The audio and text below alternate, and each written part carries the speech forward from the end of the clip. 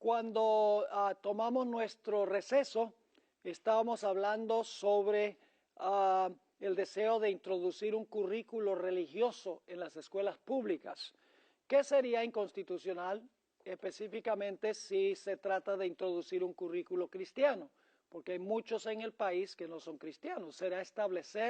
Eso sería establecer religión, que prohíbe terminantemente la Constitución. También estábamos viendo que se iba a vincular la ley dominical con buenas causas. Creo que no leímos esta cita del Conflicto de los Siglos, página 574. Vamos a leerla. En dicho país, la obra de la temperancia, que es una de las reformas morales más importantes, hablando de los Estados Unidos, va a menudo combinada con el movimiento en favor del domingo, y los defensores de este actúan como si estuviesen trabajando para promover los más altos intereses de la sociedad, de suerte que los que se nieguen a unirse con ellos son denunciados como enemigos de la temperancia y de las reformas. ¿Están entendiendo lo que están diciendo? Es decir, están a favor de una ley dominical y de otras causas que son buenas, y si uno no se une a las causas buenas, entonces dicen que uno está en contra de la moral. Sigue diciendo, pero la circunstancia de que un movimiento encaminado a establecer un error esté ligado con una obra buena en sí misma, no es un argumento en favor del error. Podemos encubrir un veneno mezclándolo con un alimento sano, pero no por eso cambiamos su naturaleza. Por el contrario, lo hacemos más peligroso, pues se lo tomará con menos recelo. Una de las trampas de Satanás consiste en mezclar con el error una porción suficiente de verdad para cohonestar aquel. Los líderes del movimiento en favor del domingo pueden propagar reformas que el pueblo necesita, principios que estén en armonía con la Biblia. Pero mientras mezclen con ellas algún requisito en pugna con la ley de Dios, los siervos de Dios no pueden unirse a ellos. ¿Está claro eso? Así que va a haber muchas buenas causas. Por ejemplo, ¿es una buena causa defender el matrimonio tradicional entre un hombre y una mujer? Pero ¿qué tal si esa causa se vincula con imponer el domingo como día de reposo? Ahí tenemos una causa buena combinada con una causa mala. No podemos unirnos a ellos, porque si nos unimos a ellos, la gente va a pensar que estamos a favor de los dos puntos que ellos están defendiendo. Ahora, finalmente dice la hermana White que se le va a culpar al pueblo de Dios por todos los males que existen. Esto siempre ha sido el caso a través de la historia. Noten esta cita en el Conflicto de los Siglos, página 578. Los que honran el sábado de la Biblia serán denunciados como enemigos de la ley y del orden, como quebrantadores de las restricciones morales de la sociedad, y por lo tanto causantes ¿de qué? De anarquía y corrupción, que atraen sobre la tierra los altos juicios de Dios. ¿De qué se le va a echar la culpa al pueblo de Dios? De que todo lo que está pasando, la moral, el decaimiento de la moral en la sociedad, etcétera, se debe a el pueblo de Dios. Sigue diciendo, sus escrúpulos de conciencia serán presentados como obstinación, terquedad y rebeldía contra la autoridad. Serán acusados de deslealtad hacia el gobierno. Los ministros que niegan la obligación de observar la ley divina predicarán desde el púlpito que hay que obedecer a las autoridades civiles porque fueron instituidas por Dios. En las asambleas legislativas y en los tribunales se calumniará y condenará a los que guardan los mandamientos, se falsearán sus palabras y se atribuirán a sus móviles las peores intenciones. También la hermana White dice que se va a hacer un intento de enmendar la Constitución de los Estados Unidos. Quiero leer aquí del Espíritu de Profecía. Ustedes notarán 3 citas aquí en esta sección. Bueno, hay 4 citas, una cortica al final. En la primera cita, la hermana White tenía la impresión de que la ley dominical estaba muy cerca. En la segunda cita, la hermana White dice que la ley dominical podía demorarse. Y en la tercera cita, ella dice, tarde o temprano habrá leyes dominicales y leyes antisabáticas. Así que, por lo que estaba pasando en su época, en la década de 1880, la hermana White sentía que la ley dominical estaba muy cerca. Pero como no se materializó, la hermana White dijo, tarde o temprano va a haber una ley dominical. Fíjense lo que dice en el tomo 5 de los Testimonios, página 665. Una gran crisis aguarda al pueblo de Dios. Una crisis aguarda al mundo. La lucha más portentosa de todas las edades está por producirse. Acontecimientos que durante más de 40 años nosotros, basados en la autoridad de la palabra profética, hemos declarado inminentes, se están cumpliendo ante nuestros ojos. Ya se ha urgido a los legisladores de la nación a estudiar la cuestión de una enmienda de la Constitución para restringir la libertad de conciencia. Ha llegado a ser de interés e importancia nacional la cuestión de imponer la observancia del domingo. Bien sabemos cuál será el resultado de este movimiento. Así que para la hermana White, el movimiento de reforma nacional de aquella época era una señal de que la ley dominical iba a venir muy pronto. En la siguiente cita, Eventos de los Últimos Días, 128 y 129, dice la sierva del Señor, el movimiento dominical está avanzando en la oscuridad. Los líderes encubren el verdadero problema y muchos que se unen al movimiento no ven dónde tiende la corriente oculta. Están trabajando a ciegas. No ven que si un gobierno protestante sacrifica los principios que lo han hecho una nación libre e independiente y mediante leyes incorpora en la Constitución principios que propagarán las falsedades y los engaños papales, se hundirán en los horrores del romanismo de la Edad Oscura. Una vez más, la hermana White dice, el movimiento dominical está obrando en la oscuridad, está trabajando a ciegas, está hablando del movimiento de reforma nacional en la década de los 1880. Para ella, eso era evidencia de que era algo inminente. En ese momento, la hermana White posiblemente no sabía que la ley no iba a emitirse en ese tiempo. Así que ella escribió en el tomo 5 de los Testimonios, página 668, dice, puede ser que un momento de respiro sea concedido todavía al pueblo de Dios para que se despierte y deje brillar su luz. Es decir, ella dice, esto se ve muy inminente, que va a pasar ahora mismo. Pero luego dice, puede ser que un momento de respiro sea concedido todavía al pueblo de Dios para que se despierte y deje brillar su luz. Si la presencia de 10 justos habría salvado a las ciudades impías de la llanura, ¿no será posible que Dios, en respuesta a las oraciones de su pueblo, refrene las obras de los que están anulando su ley? ¿No humillaremos nuestro corazón en gran manera delante de Dios e intercederemos con Él para que revele su gran poder? Fíjense que aquí el tono de la hermana White puede ser que Dios, ¿qué? Puede ser que Dios nos dé un tiempo de demora para que podamos dejar brillar nuestra luz. Así que ella no, y eso está en el mismo capítulo del tomo 5 de los Testimonios, y ese capítulo habla del movimiento de reforma nacional en los 1880. Así que la hermana White no está diciendo terminantemente que la ley dominical iba a ser en ese tiempo. habla como algo muy serio el movimiento de esa época, pero luego dice, puede ser que Dios nos dé un tiempo de respiro. Y Dios nos ha dado un tiempo de respiro, porque eso sucedió hace más de 120 años y aquí todavía estamos.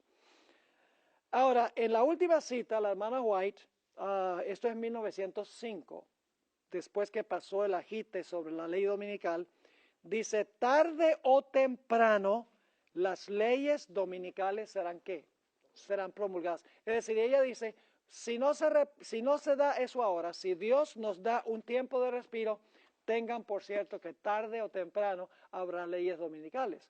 Porque Satanás odia el sábado. ¿Por qué es que Satanás odia tanto el sábado? Porque el sábado nos muestra quién es el verdadero Dios, el Creador. Si el diablo conservara el sábado, todo el mundo diría, bueno, el sábado nos apunta hacia Dios, el verdadero Creador, así que este tiene que ser un impostor. Así que Satanás tiene que implementar la señal de Él, una señal que Él creó, porque el sábado fue creado por Dios. Cuando guardamos el sábado, reconocemos al verdadero Dios. Satanás dice, no me conviene eso. Entonces yo voy a inventar un día que atraiga la atención a mí y atraiga la atención al poder que cambió el día de reposo del sábado al domingo. Ahora, la hermana White también dice que habrá leyes antisabáticas. No solo leyes dominicales, sino leyes antisabáticas. Note esta cita en Maranata, página 175. En la actualidad, la observancia del domingo no es una prueba, es decir, no es una prueba de nuestra fe, según dice ella. Vendrá el tiempo cuando los hombres no solo prohibirán trabajar en domingo, sino que tratarán de obligar a los hombres a trabajar en sábado y apoyar la observancia del domingo o perder su libertad y ¿qué más? Y su vida. Pero ese tiempo todavía no ha llegado, pues la verdad debe ser presentada más plenamente a la gente como testimonio.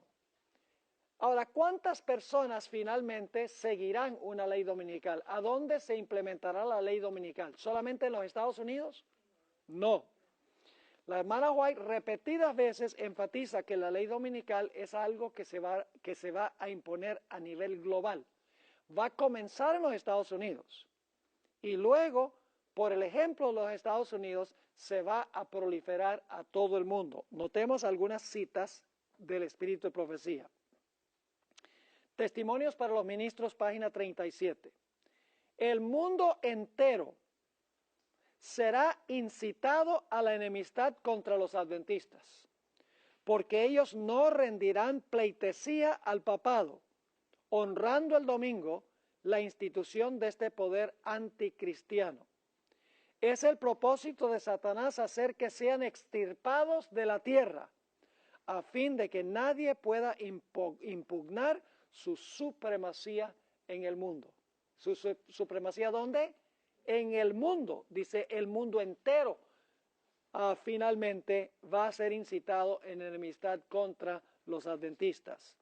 En el libro Maranata, página 215, dice, se ha considerado a nuestro pueblo como demasiado insignificante para merecer atención. Sin embargo, se producirá un cambio. El mundo cristiano está adoptando una conducta que forzosamente hará que el pueblo que guarda los mandamientos sea noticia. Tenemos el ejemplo de Ben Carson. Los medios de comunicación, no los principales como ABC, NBC y CBS, CNN y Fox News, ellos todavía no habían conseguido esto, pero en algunos otros medios de comunicación se trajo a luz las creencias en cuanto al fin que tenía el doctor Carson. Y si él hubiera continuado con éxito en las primarias, indudablemente los grandes medios de comunicación hubieran presentado ante el mundo los conceptos que tenía el doctor Carson, que era que los adventistas van a ser perseguidos finalmente por sus convicciones religiosas, específicamente con respecto al sábado. Porque Carson había dado un sermón en Australia a donde él expresó su punto de vista sobre eventos finales y habló sobre la persecución final con respecto al sábado. Y estos medios de comunicación consiguieron ese sermón en el internet y dijeron, ¿cómo podemos tener un presidente que va a traer traición en contra de los Estados Unidos? Un presidente que diga que los Estados Unidos, el país sobre el cual gobierna, va a repudiar su constitución y va a imponer el domingo como día de reposo. Es muy interesante este asunto. Yo presenté ese concepto en la serie que grabamos en Victorville el fin de semana pasado. Hablé sobre los medios de comunicación en relación con el Dr. Carson. Sigue diciendo la sierva del Señor, tomo 6 de los testimonios, página 27, cuando los Estados Unidos, el país de la libertad religiosa, se una con el papado para forzar la conciencia y obligar a los hombres a honrar el falso día de reposo, los habitantes ¿de qué? De todo país del globo serán inducidos a seguir su ejemplo. ¿Cuántas naciones van a imponer esta ley dominical? Todas las naciones. Y usted dice, eso no es posible. También los musulmanes que guardan el viernes. ¿Será posible eso? Los hindúes y los budistas que no tienen ningún día específico de reposo. ¿Será posible que esto suceda a nivel global? Si hay una crisis global, indudablemente habrá un día de reposo global. Todavía no hemos visto todos los desarrollos que van a llevar a eso, pero lo creemos porque la profecía lo dice. Voy a saltar por encima de la cita que encontramos en la mitad de la página. Sencillamente miren las partes que están en relieve. La hermana White habla del mundo cristiano como el teatro de los grandes eventos finales. Y luego dice, toda nación se verá ¿qué? Envuelta. La siguiente cita dice, naciones extranjeras seguirán el ejemplo de los Estados Unidos. Aunque ella encabezará el movimiento, la misma crisis recaerá sobre nuestro pueblo en todas partes del mundo. Y luego, ese es Testimonios, tomo 3, página 346, Joya de los Testimonios, tomo 3, página 46, y luego Mensajes Selectos, tomo 3, página 489 y 490, dice, hablando de los que van a imponer la ley dominical, declaraban que ellos tenían la verdad, que los milagros sucedían entre ellos, que los ángeles del cielo hablaban y caminaban con ellos, que entre ellos se hacían con gran poder señales y prodigios, y que este era el milenio temporal que habían estado esperando por tanto tiempo. El mundo entero estaba convertido en armonía con la ley del domingo, pero este pueblo pequeño y débil estaba desafiando las leyes de la nación y la ley de Dios y afirmaban que eran los únicos justos que había sobre la tierra. Es decir, hay pequeño remanente que dice que no vamos a seguir esta ley y el mundo entero dice que iba a estar en contra de ellos. Así que esta crisis no solo va a ser en los Estados Unidos, va a comenzar acá, pero luego se va a extender a todo el planeta. Ahora, ¿cuál debe ser la función de los pastores adventistas a la luz de todo lo que se encuentra en las profecías de Daniel 2, Daniel 7, Apocalipsis 12, Apocalipsis 13, Apocalipsis 17?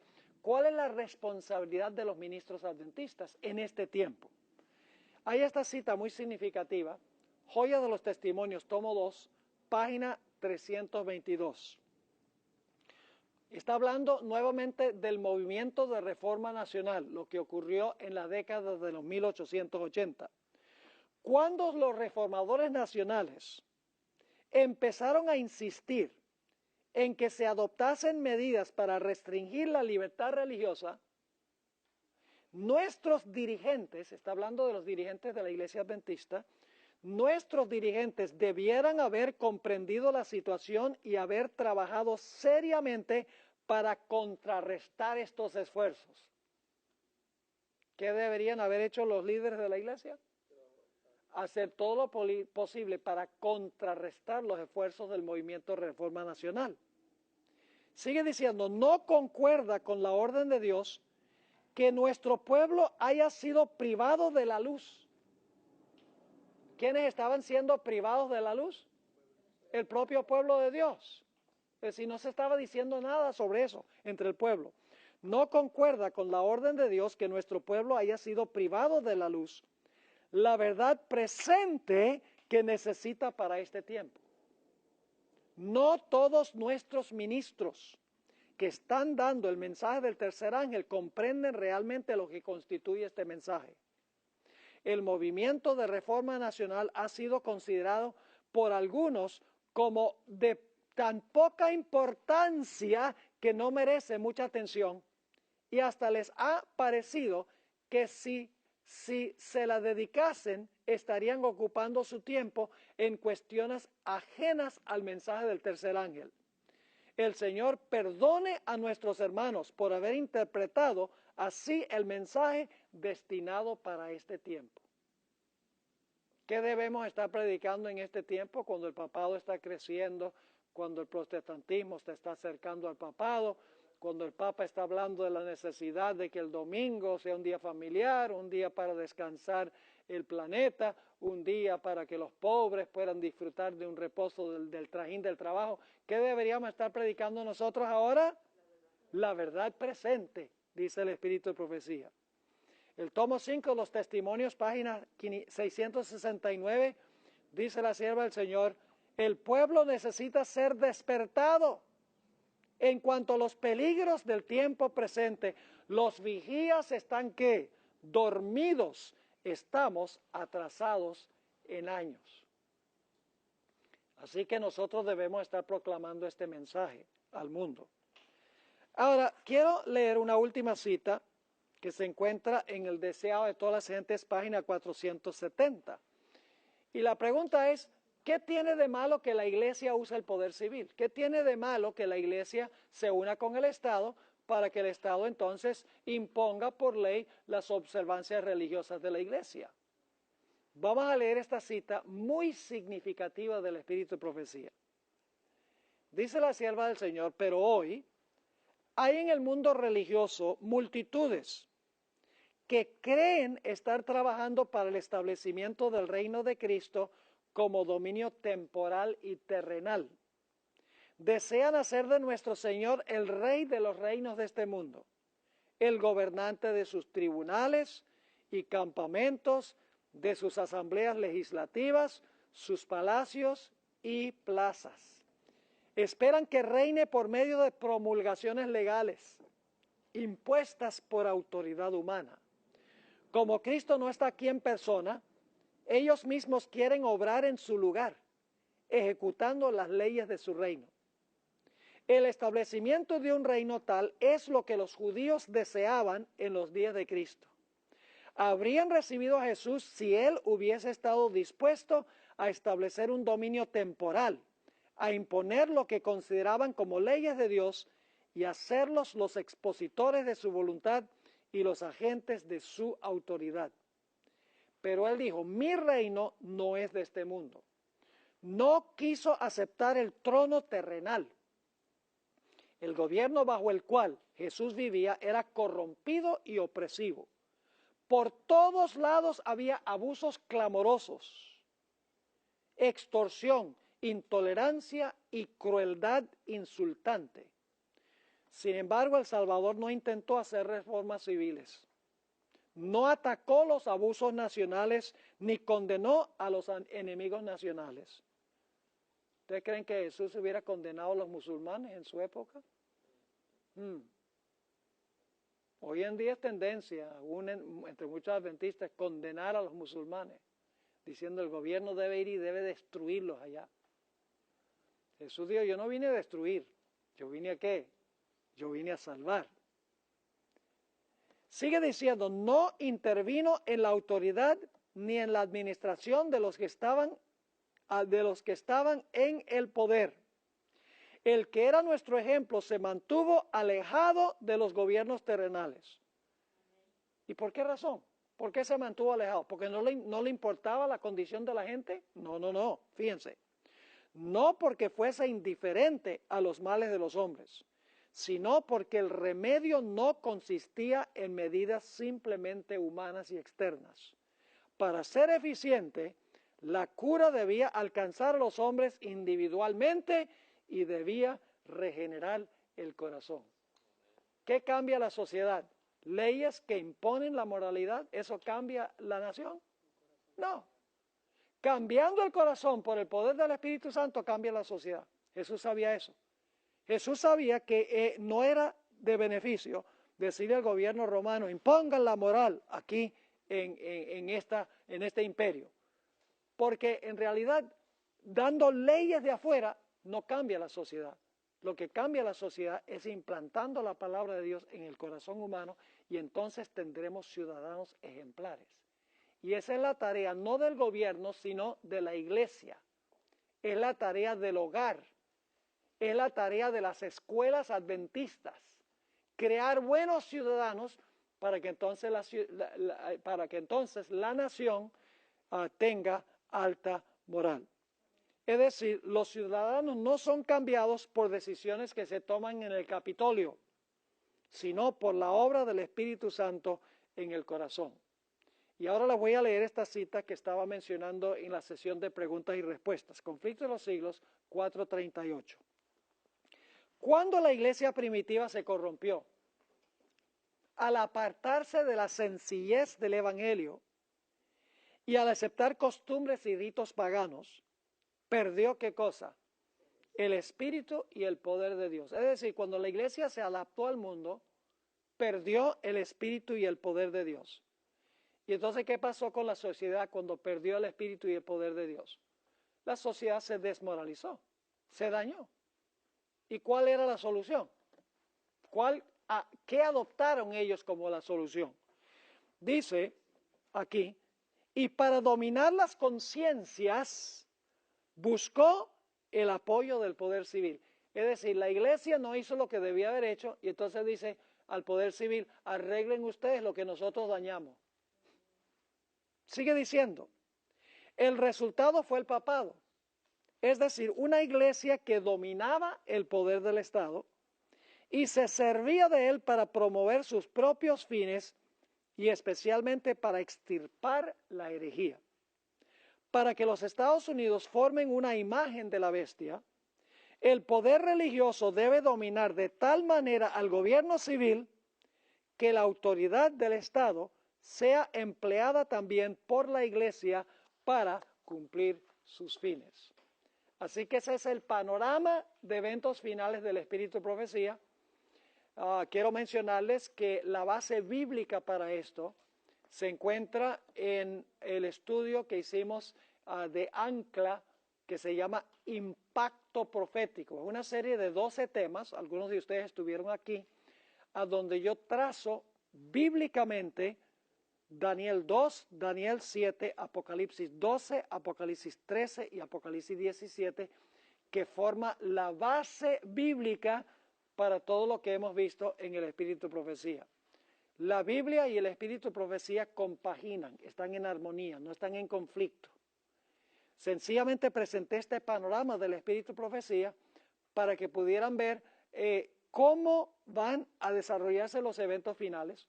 Y ya hemos visto que esto sucedió en la década de los 1880 y también muchos de los elementos surgieron de nuevo en la década de los 1980, los 1990 y principios de la década del 2000. Es decir, la hermana White no está especulando, esto ya ha ocurrido 2 veces en la historia y no cabe duda de que finalmente va a surgir de nuevo y cuando surja de nuevo ya no va a haber un periodo de receso o un periodo de reposo o descanso, ya se van a desencadenar todos los eventos finales. Ahora vamos a la página 91 de nuestro sílabo y vamos a hablar de Mateo 24 y el falso profeta. Mateo 24 y el falso profeta. Y como hemos hecho antes, vamos a seguir bastante de cerca esta lección, que es una lección supremamente importante. Ustedes recuerdan que en Mateo 24 se mencionan falsos profetas en 2 contextos, ¿verdad? En los versículos 4 y 5 el Señor Jesucristo habla de falsos profetas y luego entonces más adelante, en conexión con la abominación asoladora, nuevamente habla de falsos profetas. Entonces necesitamos entender qué clase de falsos profetas existieron en aquella época para entender qué clase de falsos profetas existirán al final de la historia. Así que vamos a estudiar esta lección. Generalmente cuando oímos hablar de falsos profetas, creemos que son personas desquiciadas, como David Koresh o Jim Jones, o profetas seculares que predicen erróneamente el futuro, profetas tales como Jim Dixon o Walter Mercado. Pero los falsos profetas a los que se refirió Jesús, hay que entenderlos a la luz de lo que era un falso profeta en los tiempos bíblicos. Es decir, los falsos profetas de Mateo 24 no son gente secular que predice con quién se va a casar Brad Pitt o con quién se va a casar un artista de Hollywood o a qué presidente van a asesinar. Esos no son los eventos que predicen los falsos profetas que se encuentran en Mateo, el capítulo 24. Vamos a notar en primer lugar que en Mateo 24 se menciona que en los tiempos finales va a haber falsos profetas. Mateo 24, 9 al 11 dice: entonces os entregarán a tribulación y os matarán, y seréis aborrecidos de todas las gentes por causa de mi nombre. Muchos tropezarán entonces. Fíjese que cuando viene la persecución, muchos van a tropezar, zarandeados, van a salir, van a abandonar la fe. Y dice, y se entregarán unos a otros, es decir, nuestros amigos se tornarán enemigos. Y unos a otros se aborrecerán. Y fíjense lo que dice, y muchos falsos profetas se levantarán, ¿y qué? Y engañarán a muchos. En relación con la destrucción de Jerusalén, ¿hubo falsos profetas? ¿Cómo no? Noten Mateo 24, 24. Aquí se mencionan los falsos profetas, pero esto es más adelante en Mateo 24. Dice allí, porque se levantarán falsos cristos, ¿y qué más? Y falsos profetas, y harán grandes señales y prodigios, de tal manera que engañarán, si fuere posible, ¿a quiénes? A los escogidos. Ahora, ¿qué clase de falsos profetas se van a levantar en el futuro?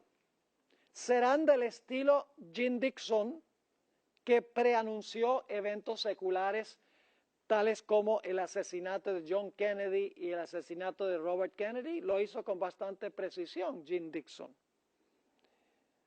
¿Será un tipo de falso profeta como Jim Dixon que anunciaba con quiénes se iban a casar los diferentes artistas de Hollywood? No.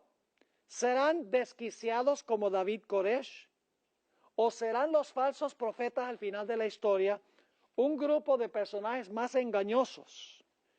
Para responder a este problema, necesitamos nosotros leer lo que dijo Moisés en cuanto a lo que es un falso profeta. Vamos a mirar la legislación mosaica en cuanto a lo que constituye un falso profeta. Se encuentra en Deuteronomio, el capítulo 13 y el versículo 1 al 5. Y deben agregar ahí a su sílabo a otro capítulo, Ezequiel 13. Todo el capítulo 13 de Ezequiel, no lo puse en el manual, pero todo el capítulo 13 de Ezequiel describe en lujo de detalle lo que era un falso profeta en los tiempos bíblicos.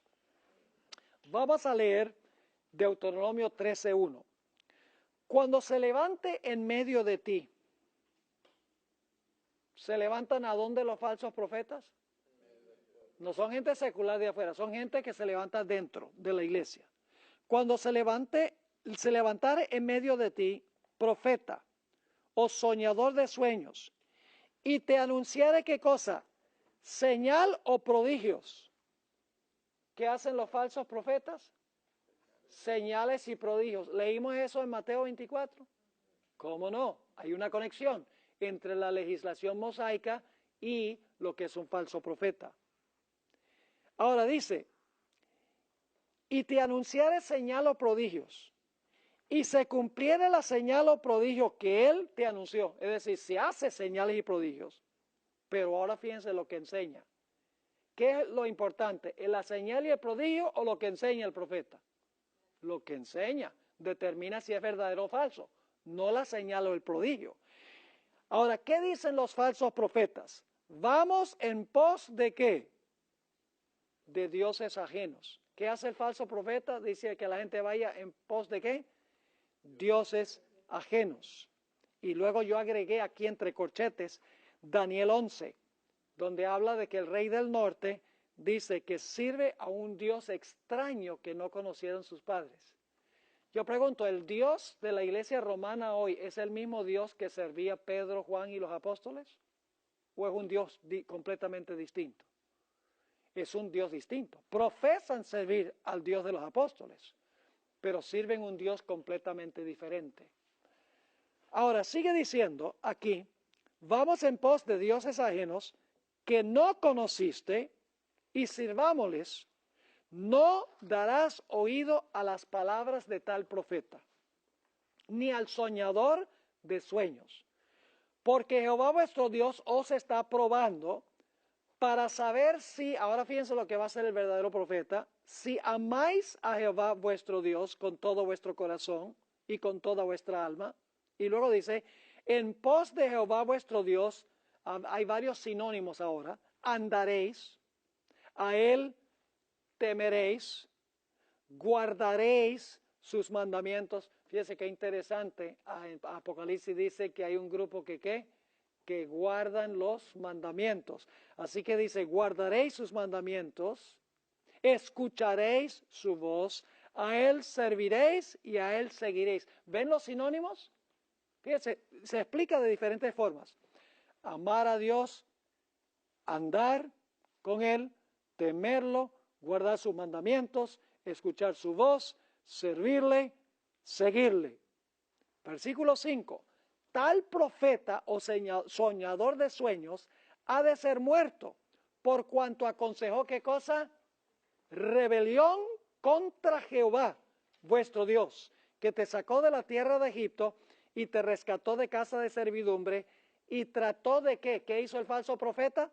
Trató de apartarte del camino por el cual Jehová tu Dios te mandó que anduvieses, y así quitarás al mal de en medio de ti. ¿Están captando la característica de un profeta falso y de lo que es un profeta verdadero? Ahora, hablemos de la función de un profeta verdadero. A través de la historia, Dios ha usado a los profetas como la conciencia de su pueblo. No eran los profetas innovadores revolucionarios. Los profetas nunca enseñaron nuevas doctrinas. Procuraban restaurar la verdad de Dios que el pueblo de Dios había abandonado. Fueron llamados para que regresaran o retornaran a Israel a su Dios. Un ejemplo claro de esto se encuentra en el profeta Elías, quien no trajo ninguna nueva doctrina a colación, sino que procuró que Israel retornara a la religión de los padres. Cuando Israel caía en apostasía, los profetas servían como abogados de Dios en el tribunal de divorcio. Es decir, los profetas decían a la gente, si ustedes no siguen al Señor, no retornan al Señor, el Señor está exigiendo un divorcio, porque ustedes se han convertido en ramera. Ahora, notemos claramente en la Biblia la función de un verdadero profeta. Jeremías 35 y el versículo 15. El verdadero profeta insta al pueblo a volverse de su mal camino. Jeremías 35, 15 dice, y envié a vosotros todos mis siervos los profetas, desde temprano y sin cesar, para deciros, volveos ahora, cada uno de vuestro mal camino. ¿Qué hace el verdadero profeta? Le dice a la gente que ¿qué? Que se vuelva de su mal camino y enmendad vuestras obras. Y no vayáis tras dioses ajenos para servirles.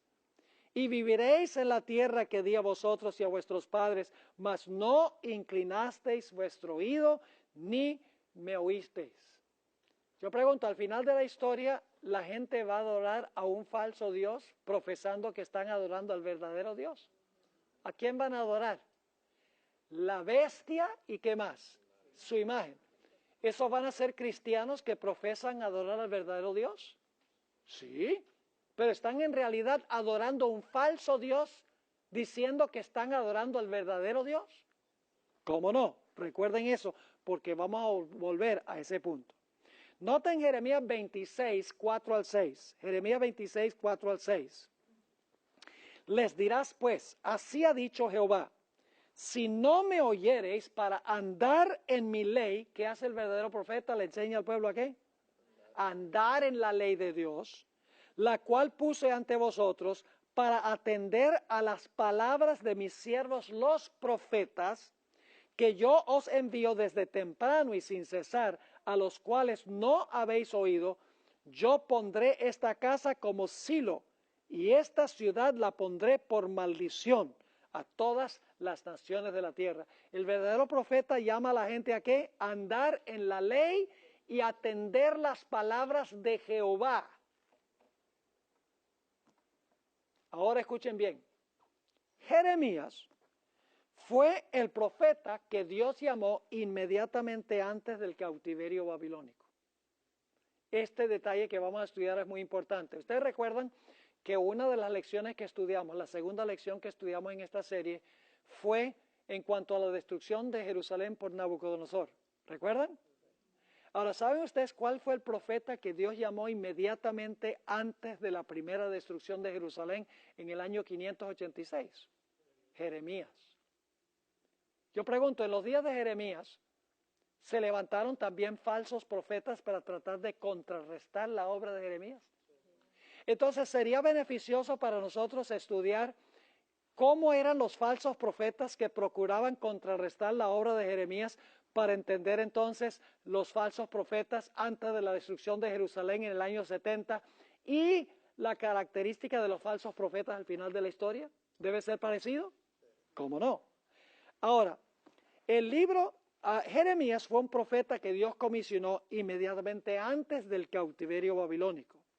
Reprendió a Israel por haberse extraviado de los escritos de Moisés y amonestó al pueblo a retornar a Jehová para no ser destruida la ciudad de Jerusalén. ¿Saben ustedes que de todos los profetas del Antiguo Testamento, Jeremías es el que más cita el libro de Deuteronomio? Vez tras vez, Jeremías en su libro profético se refiere al libro de Deuteronomio, a los escritos de Moisés. El libro de Jeremías menciona muchos falsos profetas que se levantaron inmediatamente antes de la destrucción de Jerusalén para tratar de contrarrestar la obra del profeta Jeremías. En efecto, los falsos profetas en unión con el rey, eso es significativo, los falsos profetas unidos con el poder civil, contradecían el mensaje de Jeremías, diciendo que todo estaba bien, asegurándole al pueblo que Jerusalén no sería jamás destruida, pues era la ciudad de Dios. ¿Eso va a pasar en el tiempo del fin también? Oh, sí. No solo instigaron a los falsos profetas, al pueblo a rechazar el mensaje de Jeremías, sino que animaron al pueblo a perseguir a Jeremías. Así es que la función de Jeremías y los falsos profetas inmediatamente antes de la primera destrucción de Jerusalén prefigura lo que habría de suceder antes de la segunda destrucción de Jerusalén en el año 70 y también lo que sucederá al pueblo de Dios en el tiempo del fin, al final de la historia. Examinemos pues las características de los falsos profetas antes de la primera destrucción de Jerusalén. Ellos profetizaban paz, paz, mientras la gente practicaba falsa adoración y violaba la ley de Dios. Es decir, vamos a encontrar que los falsos profetas lo que hacían era prometerle a la gente que iba a haber paz, mientras que practicaban falsa adoración y pisoteaban la ley de Dios. ¿Será esa la característica del falso profeta al final de la historia? Según el libro de Apocalipsis, absolutamente. Ahora vamos a notar las características de los falsos profetas, que nos va a ayudar a entender ¿qué clase de falsos profetas habrá en el tiempo del fin? Según dice Mateo, el capítulo 24. Isaías 28:7 nos dice que uno de los problemas de los falsos profetas es que bebían vino, que entorpecía su capacidad de distinguir entre lo santo y lo común. ¿Recuerdan la historia de Nadab y Abiú? Se emborracharon de vino y llevaron fuego común y se lo presentaron a Dios como si fuera santo. Es decir, el vino entorpeció su capacidad de distinguir entre lo santo y lo común. Al final de la historia, ¿hay algo que tiene que ver con vino al final de la historia? ¿Qué da la ramera a las naciones? Vino. Yo pregunto, ¿las sectas protestantes van a beber ese vino? ¿Van a distinguir entre lo santo y lo común? No. Noten lo que dice Isaías 28:7. Pero también estos erraron con el vino y con sidra se entontecieron. El sacerdote y el ¿qué? Y el profeta erraron con sidra, fueron trastornados por el vino, se aturdieron con la sidra, erraron en la visión, tropezaron en el juicio. Qué interesante esto. Ahora, no solo eso, sino que los falsos profetas estaban interesados en el dinero. Los falsos profetas, antes de las dos destrucciones de Jerusalén, estaban interesados en popularidad y en dinero. Yo pregunto, hoy en día muchos líderes religiosos del mundo, esos son los puntos que ellos tienen: popularidad, dinero y poder. Absolutamente. Noten lo que dice Jeremías 6, 13 al 15. Aquí nos dice que los falsos profetas eran avariciosos, interesados nada más en su propio bienestar económico, y estaban participando de las abominaciones que se cometían. ¿Y cuál era la mayor abominación? La adoración al sol. ¿Y saben qué es interesante? ¿Saben cuál fue otro profeta que ministró inmediatamente antes de la destrucción de Jerusalén? Ezequiel. Y ahí es que se menciona el hecho de que los líderes estaban arrodillados con la espalda al templo y estaban adorando el sol. Ahora fíjense lo que dice Jeremías 6, 13 al 15. Porque desde el más chico de ellos hasta el más grande, cada uno sigue la ¿qué? La avaricia. Y desde el profeta hasta el sacerdote, todos son engañadores. Y curan la herida de mi pueblo con liviandad, diciendo que paz, paz, y no hay paz. ¿Qué clase de mensaje pronuncian los falsos profetas? Un mensaje blandito, un mensaje bonito. No se preocupen, todo anda bien. Este asunto de que un tiempo de angustia, una crisis grande, no se preocupen por eso, ese es alarmismo. Eso es lo que dicen los falsos profetas. Versículo 14, y curan la herida de mi pueblo con liviandad, diciendo paz, paz, y no hay paz. Se han avergonzado de haber hecho, ¿qué cosa? Oh, los falsos profetas cometen ¿qué? Abominación. Ciertamente no se han avergonzado, ni aún saben tener vergüenza. Por tanto, caerán entre los que caigan, cuando los castigue caerán, dice Jehová. Noten también Ezequiel 22, 25 nos dice que eran codiciosos y ambiciosos. Lo que querían era poder, lo que querían era dinero, lo que querían era influencia y popularidad. Ezequiel 22, 25 dice, hay conjuración de sus profetas en medio de ella. Como león rugiente que arrebata presa, devoraron ¿qué? Almas. Tomaron ¿qué más? Haciendas y ¿qué más? Y honra. Multiplicaron sus viudas en medio de ella.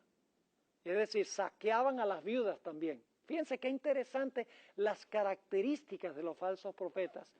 Esto va a caracterizar los profetas en el tiempo del fin. Cuando Mateo menciona falsos profetas, no podemos quedarnos solo en Mateo 24, porque Mateo 24 es parte del contexto total de la Biblia.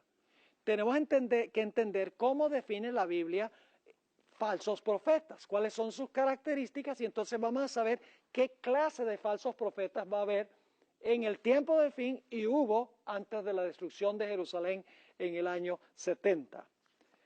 Ahora, otra característica es que los falsos profetas profetizaban paz, pero en desobediencia a Dios. ¿Eso va a pasar al final de la historia? ¿Paz en desobediencia? ¿Cómo no? Jeremías 23 y el versículo 17, y ahí tienen también 1 Reyes 22:8, si lo quieren buscar, dice lo siguiente: dicen atrevidamente a los que me irritan, Jehová dijo, paz tendréis.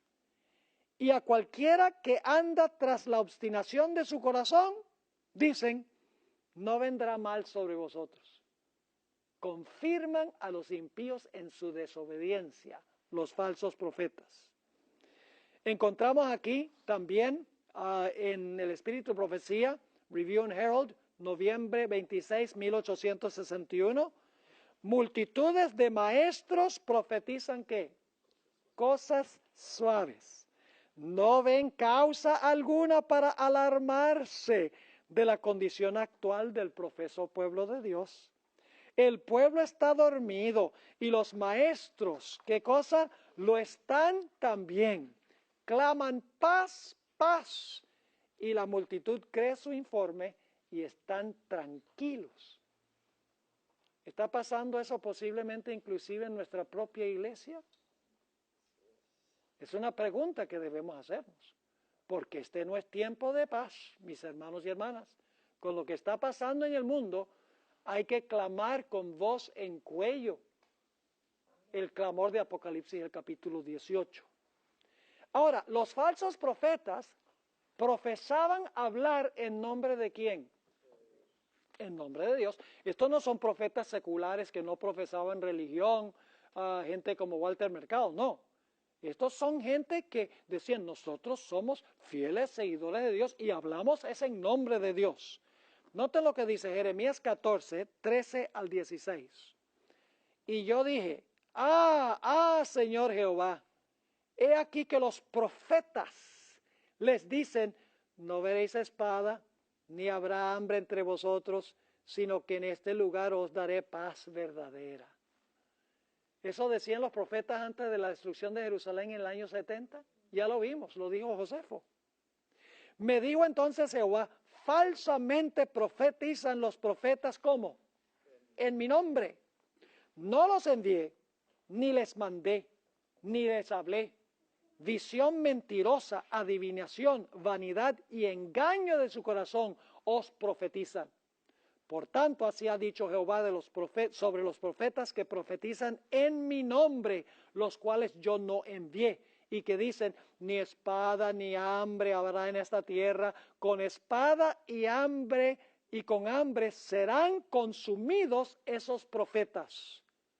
Y el pueblo a quien profetizan será echado en las calles de Jerusalén por hambre y por espada, y no habrá quien los entierre a ellos, a sus mujeres, a sus hijos y a sus hijas, y sobre ellos derramaré su maldad.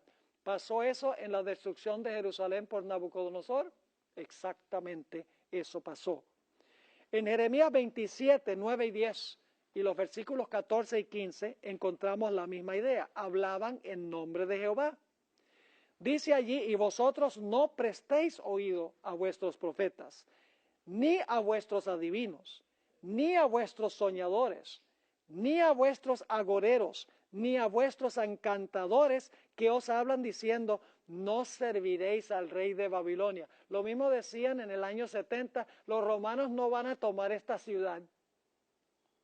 Al final de la historia van a decir, no se preocupen que nada va a pasar con esta nación. Van a decir exactamente lo mismo. Sigue diciendo, porque ellos os profetizan mentira, para haceros alejar de vuestra tierra y para que yo os arroje y perezcáis. No oigáis las palabras de los profetas que os hablan diciendo, no serviréis al rey de Babilonia, porque os profetizan mentira. Porque yo no los envié, dice Jehová, y ellos profetizan como falsamente en mi nombre, para que yo os arroje y perezcáis vosotros y los profetas que os profetizan. Un texto más, Jeremías 29, 8 y 9, porque así ha dicho Jehová de los ejércitos, Dios de Israel, no os engañen vuestros profetas que están entre vosotros, ni vuestros adivinos, ni atendáis a los sueños que soñáis, porque falsamente os profetizan ellos como en mi nombre. No los envié, ha dicho Jehová. Otra característica es que fortalecían al impío, ayudaban al impío y perseguían al que era justo. Jeremías 23, 14 dice, y en los profetas de Jerusalén he visto torpezas. ¿Qué hacían estos profetas? ¿Cometían qué? Adulterios, y andaban en mentiras, y fortalecían las manos ¿de quiénes? De los malos, para que ninguno se convirtiese de su maldad. Me fueron todos ellos como Sodoma, y sus moradores como Gomorra. Ahora, casi se acaba el tiempo de esta clase, así que voy nada más a mencionar algo y continuaremos con estas citas de Jeremías en nuestra próxima clase, pero nada más le menciono esto. Vienen a veces personas a una campaña evangelística adventista y oyen la predicación sobre el sábado, que el sábado es el día de reposo. ¿Qué es lo que hacen inmediatamente después de la reunión? Van y hablan con su pastor o con su sacerdote. Y dicen, he ido a estas reuniones y en las reuniones me han mostrado de la Biblia que el sábado es el día de reposo. ¿Y qué dicen los ministros, los sacerdotes? No se preocupe, esos son adventistas, esos son alarmistas. Dios ha cambiado el día de reposo del sábado al domingo en honor a la resurrección de nuestro Señor Jesucristo. ¿Acaso no debemos honrar a Jesús cuando resucitó de los muertos para ir a representarnos en el cielo? ¿Y qué es lo que hacen estos falsos profetas? Lo que hacen es confirmar a la gente en rebelión en contra de Dios. Fortalecen la mano del impío diciéndole, no se preocupen por lo que ellos dicen, porque en realidad lo que ellos dicen no es lo que Dios quiere para nosotros. Hoy en día los falsos profetas, en otras palabras, hacen lo mismo.